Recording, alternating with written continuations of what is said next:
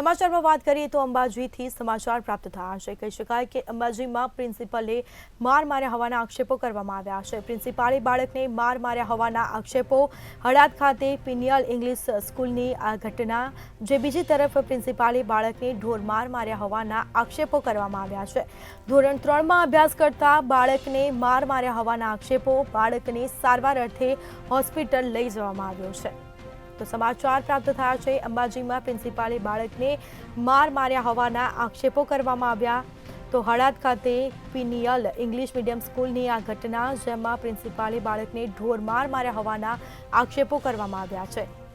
તો બીજી તરફ ધોરણ 3માં અભ્યાસ કરતા બાળકને માર મારવામાં આવ્યો છે અને જેને ઈજા પહોંચતા તેને તાત્કાલિક સારવાર અર્થે હોસ્પિટલ લઈ જવામાં આવ્યો છે। સમાચાર પ્રાપ્ત થયા છે અંબાજીમાં પ્રિન્સિપાલે બાળકને માર માર્યા હોવાના આક્ષેપો કરવામાં આવ્યા છે। પ્રિન્સિપાલે બાળકને ઢોરમાર માર્યા હોવાના આક્ષેપ।